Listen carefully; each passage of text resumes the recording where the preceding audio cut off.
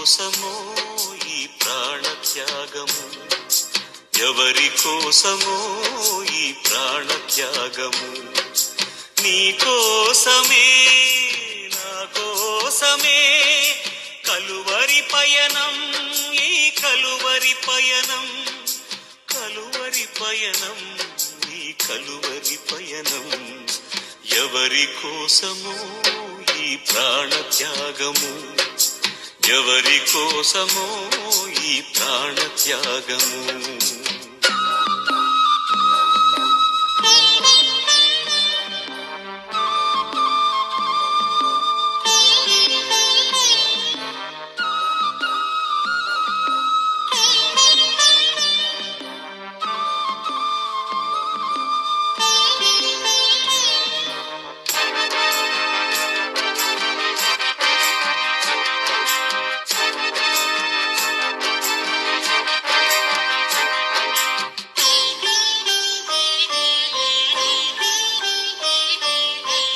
పాపము ఎరుగని నీకు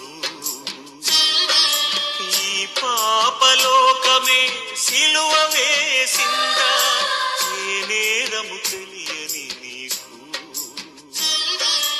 అన్యాయపు తీర్పునే ఇచ్చిందా,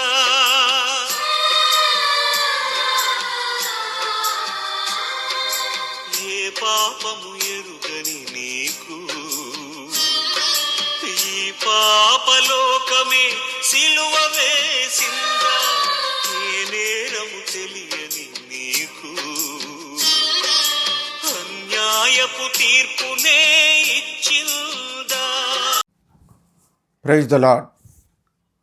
క్రీస్తునందు ప్రియమైన సహోదరి సహోదరులారా, ఈ 22వ శ్రమదినంలో కయప ఎదుట క్రీస్తు అనగా క్రీస్తుకు వారు నిర్వహించిన తీర్పులలో మొదటి తీర్పు ఇది. ఈ విషయాన్ని మత్తయి సువార్త 26, మార్కు సువార్త 14, లూకా సువార్త 22 అధ్యాయాల్లో మనకు స్పష్టంగా కనిపిస్తూ ఉంది. ప్రియులారా, మత్తయి సువార్త 26వ అధ్యాయం 57వ వచనంలో ఏమంటారంటే, యేసును పట్టుకుని వారు ప్రధాన యాజకుడైన కయప యొద్దకు ఆయనను తీసుకొని పోగా. మొట్టమొదట కయప అనే ఒక ప్రధాన యాజకుని ఇంటికి వారు తీసుకొని వెళ్ళారు. వారు పట్టుకున్నది రాత్రి వేళ. వారు కూడా ఎదురు చూస్తూ ఉన్నారు, ప్రధాన యాజకులు కూడా ఎదురు చూస్తూ ఉన్నారు. ప్రధాన యాజకుల యొద్ద నుండి మరి ప్రజల పెద్దలలో నుండి వచ్చిన వారు ఉన్నారు అని కూడా మనం ధ్యానిస్తూ వచ్చాం. ప్రభువును పట్టుకొని కయప దగ్గరికి తీసుకొని వెళ్ళారు. అక్కడే ప్రియులరా, శాస్త్రులు పెద్దలు కూడా అందరూ కూడుకున్నారు. వాళ్ళు సమావేశమయ్యారు. అనగా వీరు మాయోపాయము చేత పట్టుకొనాలని ఎప్పటి నుంచి అనుకుంటున్నారో వారంతా సిద్ధంగా ఉన్నారు. ఇస్కరియోతు యోధా అతని వెంట కొంతమంది బంట్రౌతులను, కొంతమంది పెద్దలను కత్తులు గుదియలతో పంపి వీళ్ళు వేచి ఉన్నారు. యేసును తీసుకొని వచ్చి ఇక్కడ హాజరుపరుస్తారు అని వారు వేచి ఉన్నారు. ప్రియులరా, ప్రధాన యాజకులను, మహాసభ వారందరూ యేసును చంపవలనని ఆయనకు విరోధముగా అబద్ధ సాక్ష్యము వెదకుచుండిరి.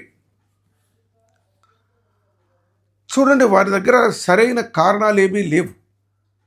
అయినా మనము ఈ దినాల్లో ఆలోచించిన ఒక వ్యక్తిని అరెస్ట్ చేయాలంటే కంప్లైంట్ ఎవరైనా ఇవ్వాలి.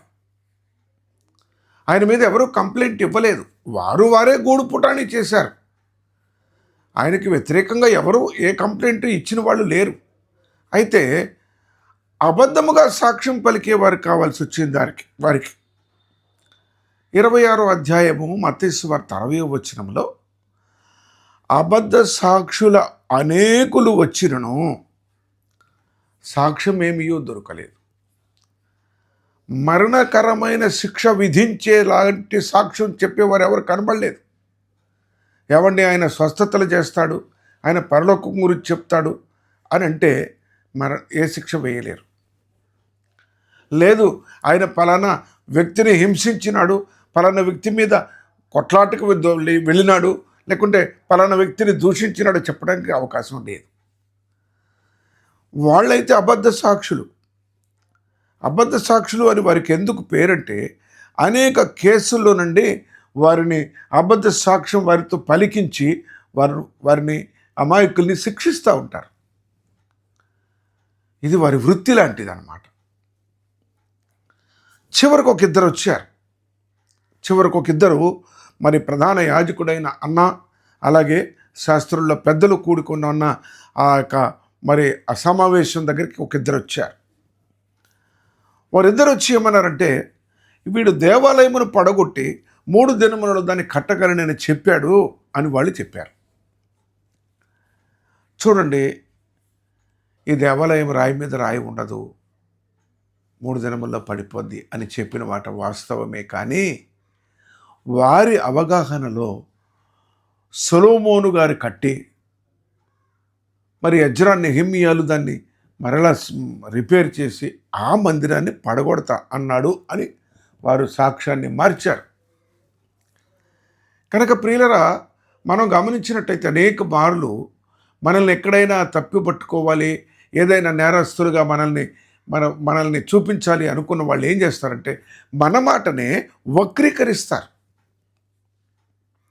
వారు మన మాటలే చెప్తారు, మనం చెప్పామనే అంటారు, కానీ మన మాటల్ని వక్రీకరిస్తారు. అప్పుడు ప్రధాన యాజకుడు లేచి, నీవు ఉత్తరమేమియూ చెప్పవా, వీరు నీ మీద పలుకుచున్న సాక్ష్యం ఏమి అని యేసుని అడిగాను. ఆయన మౌనంగా ఉన్నారు. అలాగే మత్తయి సువార్త 26:63లో ప్రధాన యాజకుడు మరొక మాట అడిగాడు, నీవు దేవుని కుమారుడవైన క్రీస్తువైతే అదన్నా మాకు చెప్పు అన్నాడు. ఈ మాటని మార్కు 14:61లో మార్కు గారు ఏమని రాశారంటే, నీవు పరమాత్ముని కుమారుడవైన క్రీస్తువా, నీవేనా అని అడిగారు. చూడండి, తండ్రి దేవుడు ఉన్నారని వారికి తెలుసు, కుమారుడు వారి మధ్యకి మెస్సయ్యగా వస్తాడని వారికి తెలుసు, కానీ యేసును మాత్రం వారు అంగీకరించట్లేదు. ప్రియ సహోదరి స్నేహితుడా, దేవుడు మన మధ్య ఉండాలని శరీరధారిగా మన మధ్యకు వస్తే మనం అంగీకరించేవారిగా లేము. ఎందుకంటే కట్టెలతో పేర్చిన బలిపీఠాలు, రాళ్లతో కొట్టిన బలిపీఠాలు దేవుడు అనుకునే స్థితిలో వారు ఉన్నారు.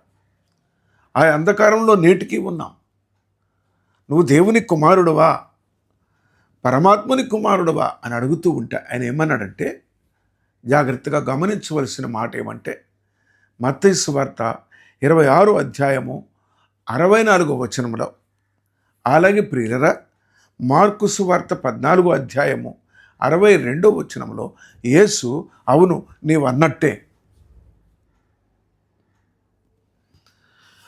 మనుష్య కుమారుడు సర్వశక్తుని కుడి పార్శ్వమున కూర్చుండుటయు ఆకాశమేఘారూఢుడై వచ్చుటయు మీరు చూచెదరు అని చెప్పాడు. ప్రధాన యాజకుడు లేచి అన్నాడు, ఏ సాక్ష్యాలు అవసరం లేదు, ఏ అబద్ధ సాక్ష్యాలు వద్దు, ఏ నిజమైన సాక్ష్యాలు వద్దు, ఇతడు దేవదూషణ చేశాడు, ఇతడు చేస్తున్నది దేవదూషణ, ఇక మనకి సాక్షులతో పని లేదు అన్నాడు. కనుక ప్రియులరా, నేరస్థాపన చేయటం అయిపోయింది. ఇక మాకు సాక్ష్యాలు వద్దు, ఆయన తరపున మాట్లాడే వాళ్ళు వద్దు, ఆయన తరపున వాదించే వకీళ్ళు వద్దు, లాయర్లు వద్దు, అడ్వకేట్లు వద్దు, మాకెవ్వరొద్దు బాబు, ఇక మా ఎదుటనే ఆయన దైవదూషణ చేసినాడు, ఇక ఇది చాలు అన్నాడు. అప్పుడు ప్రజల వైపు తిరిగి అన్నాడు, ఈ దూషణ మీరు విన్నారు కదా, ఏం దూషించినాడండి యేసుక్రీస్తు ప్రభు. ప్రియ సహోదరి స్నేహితుడా, లోకము నీ మీద రాయి వేయాలి అనుకుంటే నేనేమి చేయలే, నేనేమి అనలే అని నువ్వు అంటే కుదరదు. ఏమైనా నీ మీద వేయగలరు, నేరం చూపించి రాయి వేయగలరు.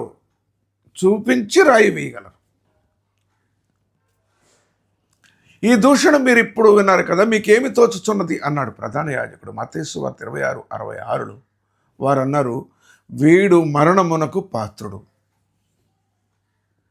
ఇప్పుడు ఒకవేళ న్యాయాధిపతి స్థానంలో ప్రధాన యాజకుడైన కయప గారు ఉండుంటే తీర్పు ఎవరివ్వాలండి నాకు తెలియక అడుగుతాను. ఇప్పుడు మీరు విన్నారు కదా, మీ ఆలోచన ఏంటి చెప్పండి అంటే వారు అన్నారు, వీడు మరణమునకు పాత్రుడు అన్నారు. ఇది ప్రజల తీర్పు. ప్రజల తీర్పును ఒక తీర్పరి అంగీకరిస్తున్నాడు. ఎంత బాధకరమైన విషయాలండి. యేసుక్రీస్తు ప్రభువుని, ఏ పాపము లేని నిర్దోషి అయిన యేసుక్రీస్తు ప్రభువుని నిలబెట్టి రాత్రి ప్రార్థన చేసుకునే వాడిని పట్టుకుని వచ్చి సాక్ష్యాలు దొరకక ఎవరో ఒక సాక్ష్యం చెప్పితే అదేంటి నువ్వు దేవుని కుమారుడు, నేను దేవుని కుమారుడు అన్నాడు అని వారు చెప్పలేదండి. వారు ఆ మాట చెప్పలేదు. వారు ఏం చెప్పారంటే, దేవాలయమును పడగొట్టి 3 దినములలో కట్టగలను అన్నాడు ఈయన అన్నారు. యేసు ఊరకున్నాడు. ప్రధాన యాజకుడే చూడండి ఒక కొత్త సంగతిని తీసుకొని వస్తాడు. ఏంటంటే, నీవు దేవుని కుమారుడు అయిన క్రీస్తువా అయితే మాకు చెప్పు. అవును, నువ్వు అన్నట్టే అన్నాడు ఆయన. నువ్వు అన్నట్టే, నువ్వు ఇప్పుడు చూస్తున్నట్టు కాదు, ఇంకా భిన్నంగా చూస్తావు. తండ్రి కుడి పార్శ్వమున కూర్చోవటం చూస్తావు, మేఘారూఢుడై రావడం చూస్తావు అన్నాడు. ఇప్పుడు అన్నాడు, ఏ సాక్షులు అక్కర్లేదు, ఇది దైవ దోషణే, ఇది మరణకరమైన పాపమే, మనసులో నిర్ణయించుకున్నాడు. కానీ ప్రియ సహోదరి స్నేహితుడా, ప్రధాన యాజకుడైన కయప తన తీర్పును వెలువరించక ప్రజలకు చెప్పాడు. వారన్నారు వీడు మరణమునకు పాత్రుడు అనిరి. మత్తయి సువార్త 26:66లో మీకేమి తోచుచున్నదని వారిని అడిగెను. ఎవరిని అడిగి శిక్షలు వేస్తారండి? న్యాయాధిపతులు అయిన వాళ్ళు, జడ్జెస్ ఎవరిని అడిగి వేస్తారు చెప్పండి. చూడండి, ఆ మాట అనగానే మార్కు సువార్త 14:63లో ఏమని రాయబడి ఉందంటే, మార్కు 14:58లో ఉన్నదంటే వారి సాక్ష్యాలు అసలు సరిపోవట్లేదు అని రాయబడి. కానీ 63లో ఏమైందంటే, ప్రధాన యాజకుడు లేచి తన వస్త్రమును చింపుకొని, ఇక దీని గురించి తీర్పు లేదు, మీరు ఏదనుకుంటే అదే అని ప్రజలకు అప్పచెప్పాడు. మార్కు సువార్త 14:64లో మనకు ఇక సాక్షులతో పనేమి, ఈ దేవదూషణ మీరు విన్నారు కారా, మీకేమి తోచుచున్నదని అడుగగా వారందరూ మరణమునకు పాత్రుడని ఆయన మీద నేరస్థాపన చేసిరి. ప్రియ సహోదరి సహోదరులారా, వారిని ఈడ్చుకొని పోయి ప్రధాన యాజకుని ఇంటిలోకి వెళ్ళారని రాయబడతా ఉంది. అసలు నీ ఇంటిలో నువ్వు తీర్పు చెప్పవచ్చా? నీ ఇంటిలో నేరస్థాపనలు సాక్షులు చెప్పవచ్చా? దానికి ఒక ప్రత్యేక స్థలం ఉన్నది. ముందు సమయంలో చూద్దాము. గబ్బతా స్థలం పేరు. లేదు దేవాలయంలో నిలబడి నువ్వు తీర్పు తీర్చాలా? లేదు ఆ యొక్క ప్రధాన యాజకుని సింహాసనం ఏదైనా ఉంటే అక్కడ కూర్చొని నువ్వు చేయాలి. ఇంట్లోకి పిలిపించుకొని ఆయన వైపు వారు ఎవరైనా ఉంటే వారు ఎవరు ఎప్పుడు వస్తారో, ఎవరు రాకుండా సమయం చూసుకొని చేసిన ఈ నేరస్థాపన నా ప్రభు మౌనంగా అంగీకరించినాడు. వధకు తేబడిన గొర్రెపిల్ల మౌనముగా ఉన్నట్లుగా ప్రార్థన చేసుకుందాం. ప్రియ పరలోకపు తండ్రి, పరిశుద్ధుడైన దేవ, నీ కుమారుడు మా రక్షకుడు యేసుక్రీస్తు ప్రభుని, నీ అద్వితీయ సత్యదేవుని మా కొరకు పంపించి ఆయన మౌనము వహించినాడు. బహు బాధాకరమైన తీర్పు జరుగుతుండగా న్యాయాధిపతి అయిన దేవుడే అన్యాయానికి దేవుణ్ణే గురి చేస్తున్నారంటే మేము ఎలాంటి వరమో మీకు తెలుసు. మన్నించండి, క్షమించండి, కరుణించండి.